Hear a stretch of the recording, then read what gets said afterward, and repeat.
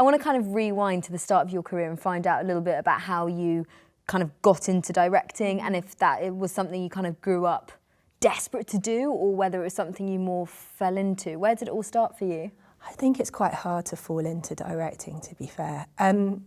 Where did it start? I did want to direct from very young, but I don't know when it started. I did a bit of acting, not acting, I did a lot of drama. I went to Anna Shear Theatre when I was a kid, and did a lot of improvisation there, and they gave you a chance at Anna Shear to do a bit of directing, and I loved it, and like writing and directing. And how old were you then when you first had that little taste I was like of 13, so. Yeah, and that was great. And then I went to National Youth Theatre as well, and I met a lot of actors as a result of that, and seeing them grow as actors. If they're getting better as actors, I had to get good at directing. How do you get good at directing? Practice, I think, making huge mistakes. And I mean, in the end, I got into National Film School, and that experience was amazing for me, because I got to work with people who really wanted to be there. Because before that, I made lots of shorts. I made like 20 shorts. Most of them wouldn't see the light of day, because I'd be not confident enough to show people. But I learnt a lot by making them. I used to beg people to come and be in my films. I find that mad you weren't confident enough to show them off, yet you had all the kind of passion and the drive to get them made. Yeah, I mean these were like £50 shorts, it was like, they're really, but I mean, and oddly, I think I did create a language through doing that. This was before film school. I didn't even realise I'd made a lot of films until I got to the interview at film school, and they said, "Oh, you're quite prolific." And I was like, "Oh, what's that word mean?"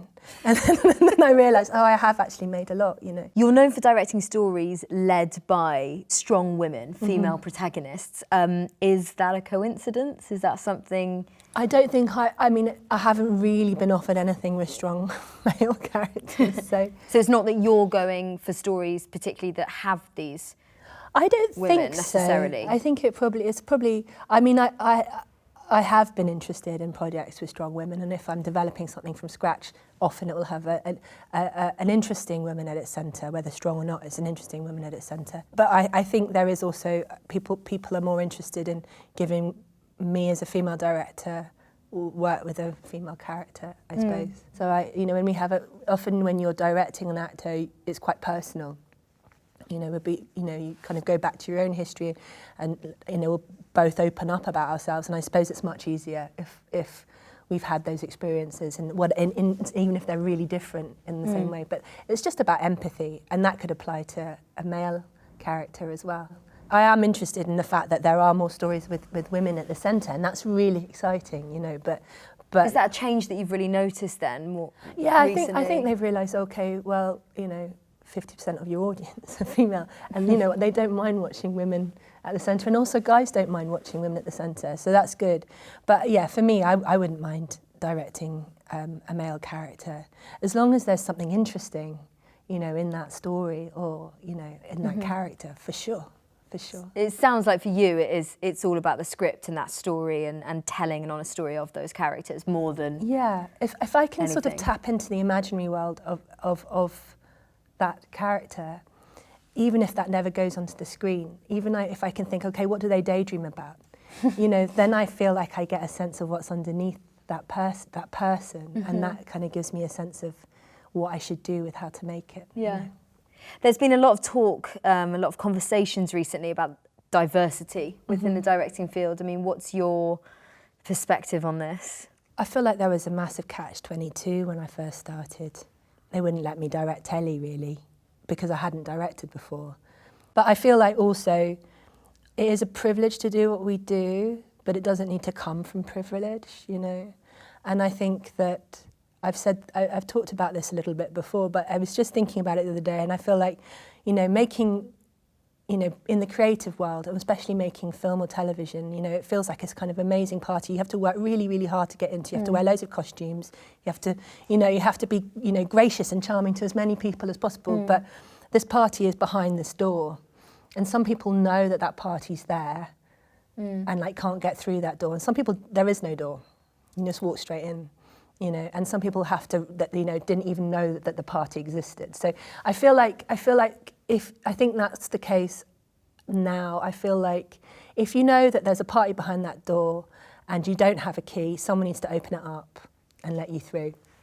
And I think that I feel like that's my role a bit now. I was going to say, do you feel kind of a pressure to do that with young directors, or not even a pressure, but maybe just a responsibility? I'm feeling to do it that more and to help young directors now. Right, maybe even like right now. I feel like I've been like climbing my way in my own way anyway, you know, for a while. So it's been hard to sort of look at, you know, take the elevator back down again, because I feel like I've just been trying to, you know, go up in it a little bit, you know.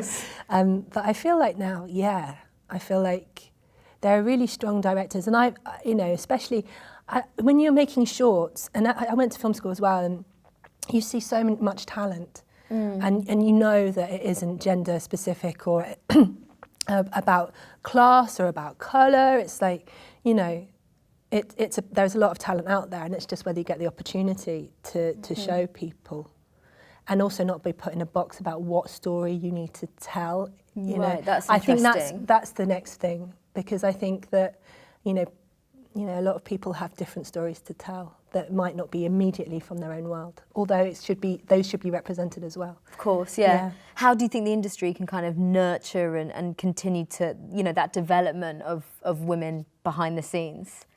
I mean, I think just like get rid of the catch-22.